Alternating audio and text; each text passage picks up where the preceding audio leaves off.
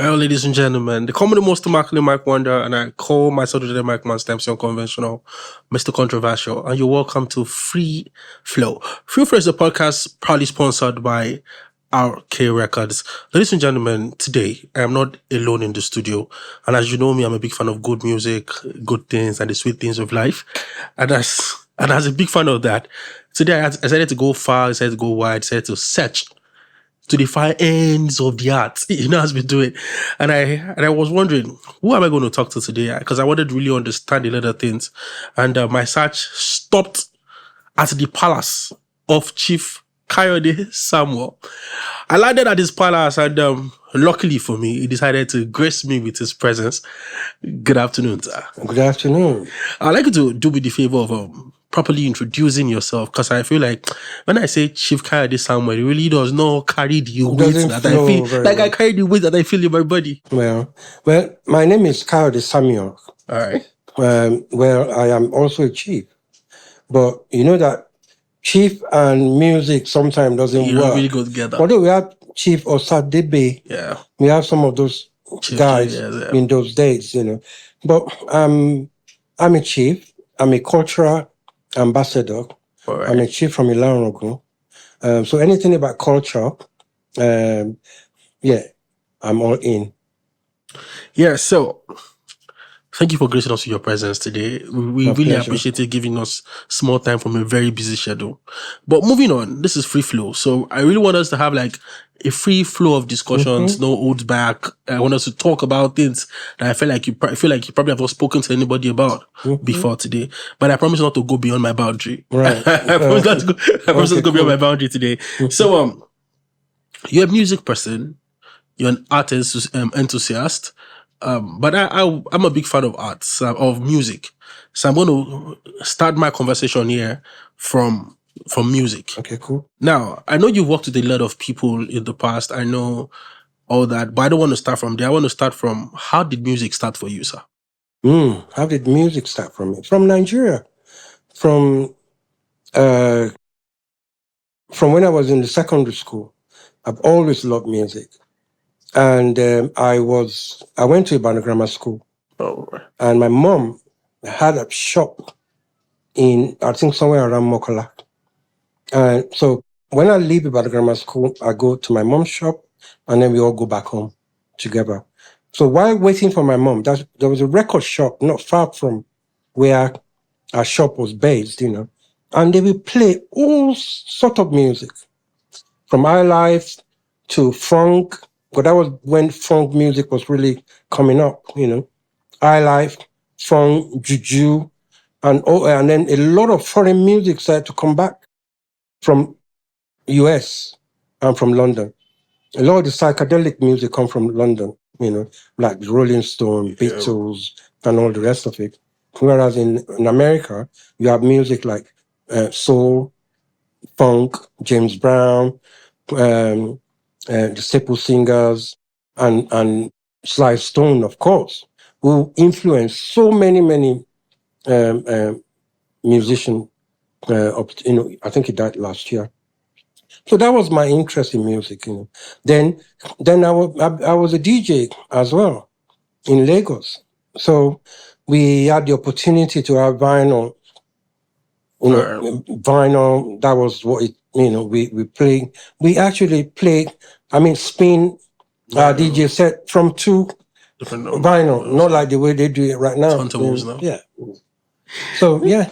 Yeah. So, I've observed your lists of people that you looked up to back then, but it pokes one question in my soul, and the question is: you were really not influenced by anybody from the Nigerian music side, or was it that the Nigerian music industry at that time was really not that solid? Oh no. Because growing up, I realized that although we are quite younger than you are, but sincerely, it was actually foreign music that we grew up listening to a little bit. Yeah. So was it that the Nigerian music industry had not grown to the level where you could feel like, this is something I want to do? No, I was influenced by Nigerian music all around.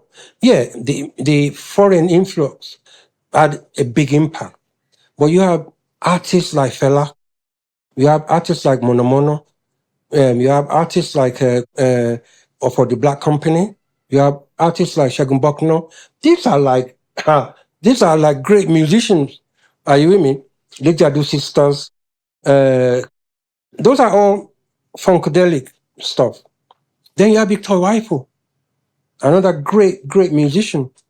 And then you have Aruna Shola, who happened to he sold more music than any other artist in Nigeria. In the Christopher Club, sold 5 million records, vinyl, 7-inch, 5 million. And so you can imagine how much he made. Yeah. And then he started his company, Phonodix, in Ijebubu. And then they ruined him, of course, but that's another story. So the influence in Nigerian music had a massive impact on me. So later on, when I travel abroad and I managed to get a record deal, from a major record label, my influence from home played a big part in what my band does, the Our Band. So I'll stop. I will start where you stopped. Music started at a very young age for you, yes, but later on you worked your way to an international record deal. Mm-hmm. Let's put a pin on that. I'll come back to that later. But how you take waka this waka? May I talk like that? How you take waka this waka? Reach the point where we say international record label spot you, carry you.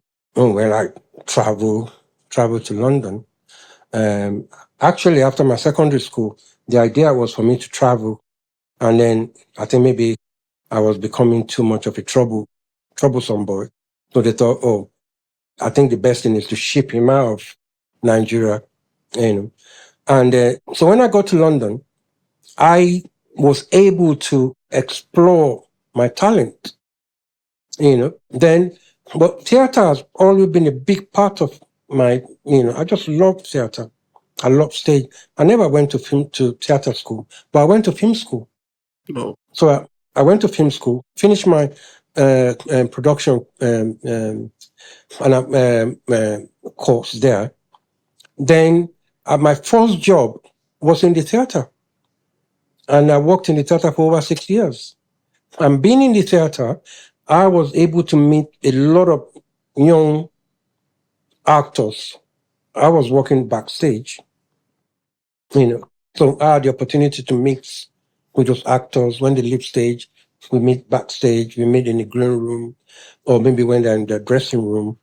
So you get to start to make friends. And then we decided to put on a play. And then we needed somebody to do to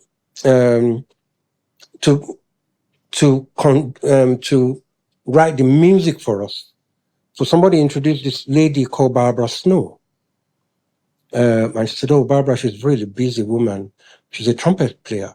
And she performed with all these top big acts in London. And I mean big acts. So she came along and then she did the job for us. I couldn't pay her because we didn't make money. And then she became to ask for our money, And then before we know what was happening, we started dating, Yeah. And then because I was a computer, my money, please. I said, ooh, don't have any money. She gets it, And she said to me, said, come on, said, why don't you start writing songs? And I was like, I don't know how to write songs. So, yeah, you can. I said, no. I said, but you wrote this play. So if you could write a whole play, for God's sake, you should be able to write 4 bars. 4 bars, 8 bars. I was 16, like, yeah. what language is all this? And then that was how, so I thought, okay, I'm going to give it a go. So my first song that I wrote was actually titled Let's Play. It was a reggae song sung by Nurius Joseph, and the rap was Tenafly. And this record was a massive record in Nigeria. After so many years, when I now met Two-Face, they were called Plantation Boys. They used to come to when I come to Nigeria, and I'll be at airport hotel, they will come, and they will hang around with me for most of the day. And they told me, they said, oh, bros, your music is so popular in Warri that they even have their own lyrics on it, Sure, you get it. And then, that was another story. So don't let me digress, So basically, that's how I got into Into the music. music. Then, from then, I, like I said, started to write songs. But because Barbara plays for big, big artists, so I had the opportunity to meet all those big A&R. So she said, you can write songs, 4 bars, 8 bars, and all the rest of it. And as I was saying before, when I met Barbara, she was always on top of the pops. This woman is always on TV, or she's touring with some big band. So that gave me the opportunity to meet some of the A&R, some of the people that signed those bands. And that's why I met, so I said, oh, me too, I am a songwriter. Can I come to your office tomorrow? Oh, yeah, come. So I go, and I play them, some of what we recorded. So you got a deal. Because funny enough, why I laughed when you talked earlier was you went from Edge Young Busy. Yes. And if you feel money. Well, absolutely. It's a classic, isn't it? You need to Ben, yeah. I'm happy to say that. I am very, very proud to say that. And, because, that is what I always say to people. If you get it, what is going to be will be. It will be. Yeah. She's supposed to send police. Davina. When are you police? Well, doing. So yeah. So I'm taking notes down. I'm proud to know you. Like it's an honor to meet a man like you. But so would you want to disclose the international label that signed? Of course, yeah. I was signed. I was telling you the thing. So I used to write song. So I would go to every record label from Virgin to EMI, Polydor, every record label in London. And everybody will say, oh, I like the song, but the production, oh, I love that lyrics, blah, blah, blah, blah. So I met this guy called Rob Melbourne. He was at Virgin Records, but Virgin Publishing. So somebody said, look, I think you're a really good songwriter. Why don't you try and get that sorted out? So I met Rob Melbourne, and Rob said, oh, he called me Kayode, it's a white guy. Kayode, I love those songs, blah, blah, blah. And, I'm going to give you a publishing deal.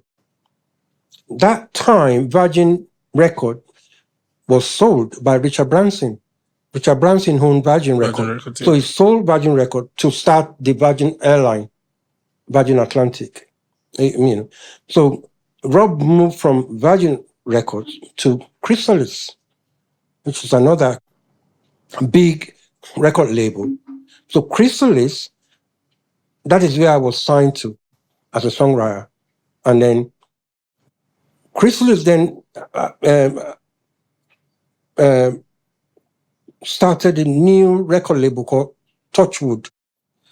And Touchwood Record, they are more interested in this 90s sounds, because London was coming out with emerging sounds in London, drum and bass, trance, a lot of trance music, a lot of white music, and the drum and bass, white music, reggae, of course, and then, so I got signed to Chrysalis. Chrysalis then became BMG, that is what they are now. Yeah. And I'm still signed to them, I'm signed to them for life. Oh, so you signed a lifetime deal with them? Of course, because they have all my catalog. And you don't intend to buy out your catalog anytime soon? Say it again? You don't intend to buy out your catalog anytime soon? No, my children, hopefully will benefit from it one day. So, you lead me to my next question. Now, what gave you your first real opportunity? Well, I say Barbara. So I've jumped that was such, because I thought about that. I could say this, that. But I think you will agree. Barbara, somebody that she gets to somebody that sort of pointed in the right direction. Absolutely. Pointed in the right direction. So before I move on to you personally, since we're talking about record labels and record deals and stuff like that, In the past in Nigeria, we've had a lot of stories about record labels limiting artists, record labels scamming artists, record label not paying artists what they should do, be paying the artists. So my question would be, sir, does record label really help? Or do they actually limit the artist? Or is it that the artists are just so blind to the deals that they sign? No, I say yes and no. Yes, in the sense that I believe that in the 60s, 70s, even up to 80s, you could go into a record company and play piano, and then they sign you. Wow. Yeah, because they could see the talent. And then what happened with Motown? The whole concept of Motown is have a division of label. You have the singers, then you have the songwriter, then you have the producer, then you have the musician. Are you with me? I'm with you. So the whole music structure comes from there. Then you have the marketing, the promotion, and the rest of it. After you finish from there, then you pass it on to. So definitely, record company they have built a lot of people up. But then, when all this new technology start to spring up, of course, it's going to affect a lot of things. I mean, I must also say, record companies do rip people off, because if you look at the contract that Beatles had, it was 4%. So that means there were 4 of them. We are having 1%. I mean, come on. And EMI that was a rip-off. So of course, a rip-off. But then they still made a lot of money. That means because they're okay. I'll tell you another thing. When I got my deal with Touchwood, in the contract, it said that my first year, I have to sell 100,000 records.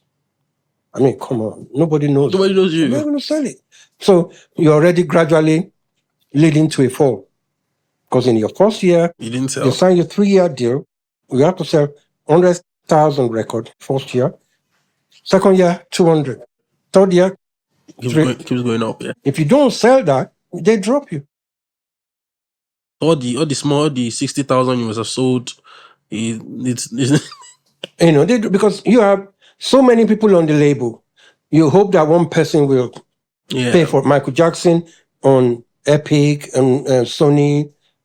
I mean, pay for everyone else. Madonna, pay for everyone else, and so like the rest of them. Nah, that's cool. What defining moment changed your career forever? Because I feel like everything, like every moment snowballs into that one big final moment actually. But there's always this one epic moment that you feel like, shit, if this thing did not happen, I probably would not be staying here today. Well, I think it's when I was signed to Chrysalis and I had my deal with BMG. Well, still was Chrysalis then. They didn't quite understand what was going on. Wrote Let's Play, we did Timber. They didn't help because my A&R guy, he has his own direction. He has where he wants us to be. And where he wants us to be is that trance, white kind of music, white sound, really up-tempo, very fast, minimal lyrics, a lot of sound. That was the music that was coming out from London then. Before then, we have garage, which is more predominantly black music, and so doing all that, and then so I had the opportunity to know exactly what was going on, around that time. But then Timber, I think Timber changed everything, because when we wrote Timber, Barbara wrote it instrumental, and she said, Kayode, can you come up with a Yoruba chorus? So she engineered it. Can you come up with Yoruba chorus? So I said, yeah. So did the Yoruba chorus, Ewajo, Ijo Timbareo, Ijo Timbareo, Majo, and that was the chorus. And then we put it together, and then nothing happens. So we went to the studio, we recorded, Every time we went play to somebody, oh, this is lovely, this is great, but nothing is happening. So I decided to put it out myself. So you studio leaked your first track? Well, because nothing was happening, so I just put the damn thing out. Yeah, because I remembered something. I was watching an interview where there's this artist that used to be signed to Wizkid. He was signed at the same time as this young boy, and he said something about the fact that then when EMA refused to drop Wizkid's track, Wizkid would leak his track by himself. Now, exactly. Look, even before I did that to Let's Play, let me give you a funny incident. Let's Play was the first thing I put out. So I went to my record label. I went to Chrysalis, huge company. I went there. And I was in the office for like about 20, 30 minutes. Guess what was playing on the radio? Let's Play. My A&R guy looked at me and said, Kayode, is that your song? I said, yeah. That was now when they now decided to call the head of Marketing and distribution, yeah. So I said, can you come to the office tomorrow to have a meeting? Sat down there. Still nothing. Happened. They just don't have time. There are so many people on their books. But then, like I said, I've never felt so happy because my mom used to call me. I said, Kayode, I heard your music on the radio in Nigeria. And when I finally managed to make it to Nigeria, that was in 1999, after so many, many, many years of being away. And I met some beautiful guys, Ayo Animation, Hip Hop War, Wale Oluwalele, and some guys. Those guys take me everywhere. They take me and say, oh, bro, do you know that record? Let's play. That's the guy. Efe Amorege, Two-Face man, did an interview with me. And he said, oh, bros, we want to do an interview. What kind of music have you done? I said, let's play. I said, but that's a Jamaican guy, Jamaican music. I said, yeah, well, I wrote it. I didn't sing it, but I wrote it. And I produced it. And he just freaked him out. I don't think because he couldn't believe it. He said, wow. So you wrote this song. And I didn't realize that it was actually very popular in Nigeria. But Timber changed everything because people just kept remixing this music. They just kept, even there's a new remix coming out next month. Amazing. We wrote it in 1994.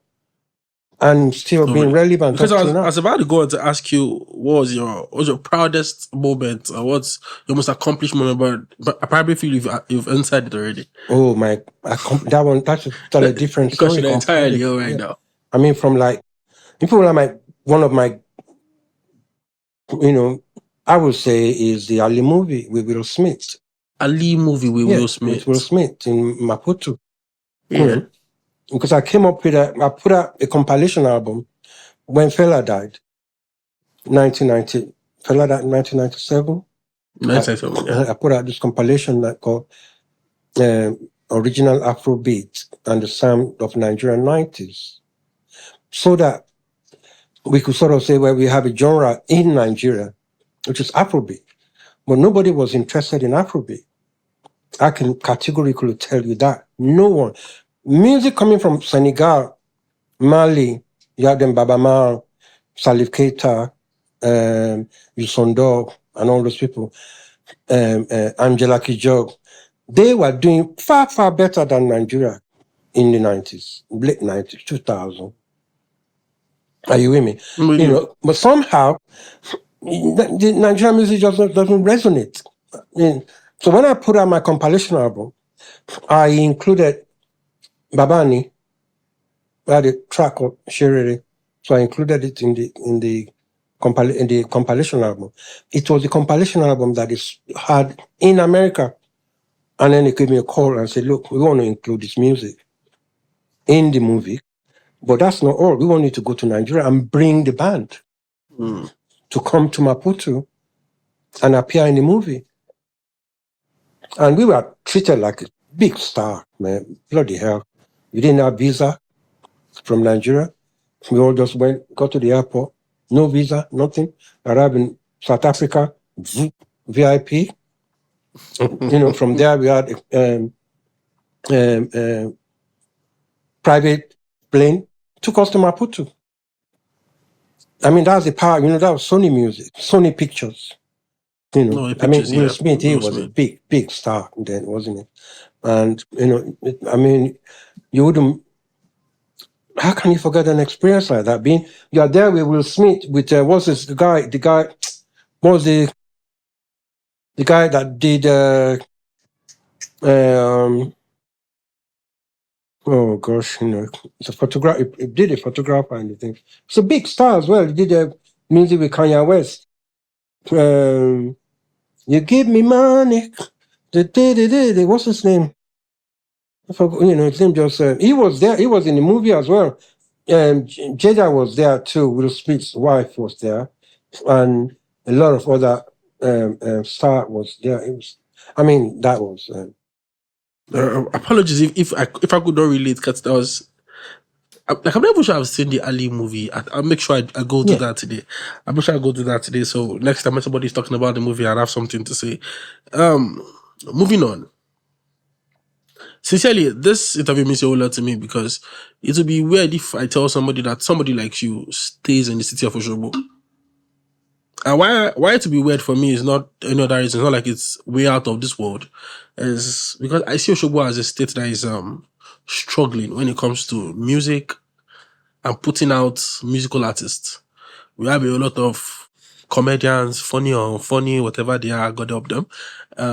We have a whole lot of other industries trying to struggle. Even the movie industry in Oshobo is still struggling. It's not like it has not found its foot and stuff like that.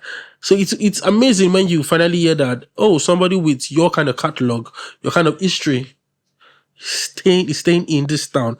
But before I come to asking you about how we could make impact and end on that note, I'll go back to one of my last 2-3 questions. Can you mention a few artists you've helped shape their career, or a few you've worked with directly or with behind the scenes? Yes, I have so many. I like you to name drop like a whole lot. Name drop like a whole lot. Name drop. The woman that I will forever be happy that I've met was Baba Fatai Rolling Dollar. Of course, Seun Kuti. I was fortunate to travel with Seun. Went to London. We did about 10 tours all across England, not just London. And then, but I will come back to Baba Fatai Rolling Dollar. You did More Curiosity Number. I'm sure you all remember that song.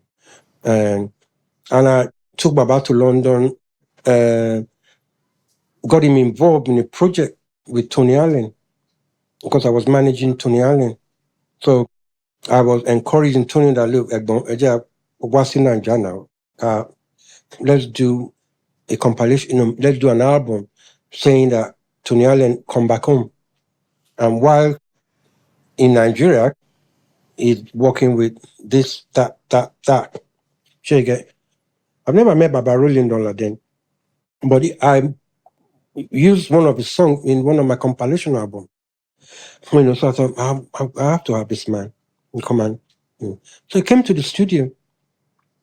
Baba had no lyrics, no paper. He just went into this booth and he just composed a whole. I was like, wow. Wow. And then from then, at least I took Baba to London about 5 times. From 1970. No, sorry, it was 76 years old. And then people will say, Baba, in London, talong beyi kakakiri. Before then all these Fuji artists as well, it's kind of muscling. I was not a Fuji fan, but I promote anything that is from Nigeria if I feel I can. You can, yeah. I can help. So, I like to. I know you in our conversation before we went on live. I realized you were keen on the whole Fatai Rolling Dollar thing, but without too much explanation, just mention 2, 3, 4 other artists that I know that anybody out there would just be like, Well, when I first came back, like I said, I was fortunate to meet up with them two they were called Plantation Boys. Plantation Boys back then. They're very talented guys. I met Paul Play. The first time I met Paul Play, he was playing with Orlando Julius. He was playing keyboard. Very young, and very, very talented guy. I met Sonny Niji. Yeah. I met Charlie Boy, Dr. Alban. Well, the global hit it was related to Charlie Boy. Bongo Zikwe. I mean, there are so many I can't remember. It's amazing. It's amazing. So I'll leave you your history, and I'll come down to my last few questions. So I'll let you go. In your view, I want you to look at the current state of the industry, because for the next two questions, I want us to compare what it is and what it was. Now, I want to start from songwriting, because songwriting is your niche. Songwriting back then, because there's this joke I remember hearing from, was it Imam? My God, he tell you that love songs back now, he just says something like, "Girl, I want to give you bele." Like it just goes like way easily like that. And you could go back to songs as far back as Rukati Do Wono, or songs by Paul Play and other Monshori, exactly. Which is still being played to today. Yeah, like there are a lot of depth. There was a lot of depth to songwriting back then. But me, I would want to argue, because I'm probably from this generation, and I've seen guys in my generation write doper songs. I've seen people like Oxley play with lyrics. I've seen people like I want to say Wandeko. Wandeko doesn't really play that much of lyrics. It's quite good. I mean, I met him. But we know a couple of guys that are very deep when it comes to lyrics. You can't hear Two-Face and not hear lyrics. You can't hear Olamide sometimes and not hear lyrics. So compare songwriting back then to songwriting from your experience as an elder in the industry. You can't even compare it. It's just like night and day. Are you with me? I mean, if you go back to, let's even go back to them. I wouldn't want to talk about the foreign artists, Let's go back to them. I mentioned Aruna Shalak, yeah, Sonny Ade, Ebenezer Obey. Up to today, we're still playing Ebenezer Obey. He has so many great records. Paulina, he has Bebe Me, and he has so many incredible records, Jeremy, Victor Wifo, Rex Lawson. That was another great musician. And of course, Fela, all the lyrical content, all the melodies and everything. They are evergreen. They will be there forever and ever. If you travel around Osogbo now in the bus, I do travel in the bus in Osogbo. I'm good. I'm happy to do that, so that you can interrelate with people. If you're a songwriter or a writer, you can't isolate yourself. You can't be detached from your environment. Yeah. Because that is where you grab this and that. So nowadays, I think that's something. I mean, music is just what people want, isn't it? The younger generation, they are more interested in, it's more sexual glorification, monetary, isn't it? It's all about money. So it's safe to say that the idea of music business over the quality of music has taken over the whole industry. Oh, absolutely. Absolutely. Yeah. So you mentioned Fela, and I want to bring my conversation to a close with Fela. Yeah, and over the past 2 weeks, over 3 weeks ago, thereabout, it was social media when Seun came on and was ranting, was banting, and Wizkid in his aura farming style came on Twitter, gave us some very insane responses and stuff like that. And people, the FCs, respect to you people, the FCs decided that they were going to tell Seun to his face, and they don't give a fuck who his father is. Whiskey is better than Fela. Okay. and everybody went crazy. I don't know what planet those whatever. What do you call them? But the logic for me is about generation. if you ask me to sing one Fela song of it, I'm certain the highest anybody will tell you, zombie, finish. Even that zombie or zombie, because say Whiskey even sing up. Now why some of us even actually know some part of the song. And if not because I did theater at the school and I had to do it Fela musical part 2 and part 3, I probably might not know a whole lot of songs of Fela. So, in your opinion, looking at the industry now, looking at the old glorification of the industry, the money being pumped into it and everything, would you still say that Fela beats every artist we have currently on ground? Would you say Fela beats them hands down? Or you've seen a few that, in a few years, bro, you could be up to Fela? I mean, no doubt.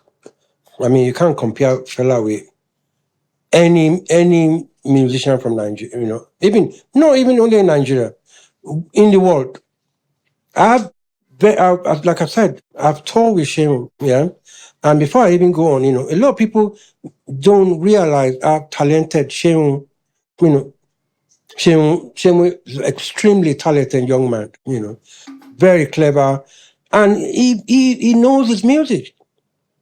He plays keyboard, he plays saxophone, and he plays other instruments, and he composed his own music. So, and also, Seun tours more than most of these artists in Nigeria.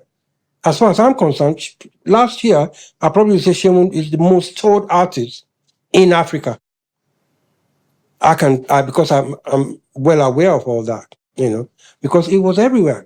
He toured the whole of US, apart from some of the US, Europe, East, Asia, Brazil. He was in Brazil. Throughout that year, he spent most of his time away.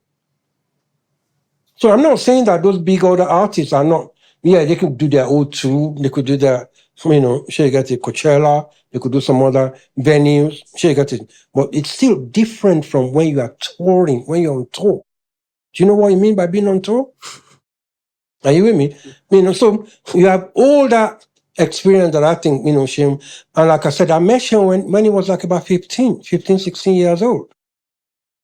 And he has been leading his father's band from that age. Are you with me? And for somebody to now come along and want to say to him that somebody else is better than your father, sure he gets it, then they are just misguided, put it that way. You can't compare Fela. Fela, when it comes to composition, the horns arrangement, the vocals arrangement, and that is not all. Fela give us entertainment, not just you're going to watch somebody playing. Are you hear me? Playing music, and that's it. Fela gives you a whole shebang. Yeah, he brings on his vocalist, six of them. They troop in, including Fatai, that's Seun's mom. They all troop in, looking elegant, beautiful hair, costume, makeup, dazzling. Then when you get to a section in the music, then the dancers comes on. And then they kneel down on the floor. And then the percussionists will come and bring them one by one to the front of the stage to, So it was like a full, was it like an all-round performance? It's like when you leave the place, I've been to a show. It's like being to a cinema. You know the difference? Yeah, the difference, yeah. You go to a cinema, you watch so many sequences of gunfight, and all that stuff. Then now you watch Fela, it's like you are in a movie. You just come from the cinema. That's amazing. I brought Baba Fatai to Ede. He was from Ede. I said, Baba, Eja lọ sí Ede, Baba ní àìrọ̀ ìjọ táwọn bá lọ ìjọ yẹn làwọn máa kú. Those are Yoruba things now. Ìjọ táwọn bá débẹ̀ làwọn máa kú. Mo ní bàbá ẹ̀ lè kú. Let's go. And we came to Ede together for the for the first time, even for him. Not first time for me. I've been coming. So Yeah, I'm open. I'm interested in young talent. If you have a singer, great singer, yeah, pass them on. No problem, You sir. know, definitely. No problem, sir. So it was wonderful having this conversation with you. I had to adjust in my seat because it was a long time. It was a long couple of minutes of learning and understanding a couple of things I probably have not heard before. And it's an honor sitting with you. And I want to appreciate you Thank you for very your much. time. Appreciate you for the stock of knowledge you've passed on. And then I hope that next time when we want to have a conversation with you or bring you on to a stakeholders forum, you would be willing to come share I'll from be your stock more, of knowledge. I mean, thank you very much for RK. Is a determined young man. And you need people like him. Sure. People that won't jump the ship. You know what I mean? That go all the hog, go all the length to try and do something. So all I'm just going to hope for as well is that people will understand from his own point of view, are you with me, that this is not a walk in the park. Sure. This is a hard grab. Sure. Thank you. So it's not all about the money, the fame, all join in. Thank you very much, sir. Thank you. Ladies and gentlemen, that was Free Flow for today. Check for our handles, follow us, check for highlights, check for past episodes, connect with us on RK Studios. Watch every episode of Free Flow. It promises to be exciting, promises to be interesting. I call myself the most immaculate Mike Wonder. You come to the Mike Man Stems, unconventional, Mr. Controversial. I'm the key to your vibe. It's a pleasure being with you. And that was all for Free Flow today. Peace out.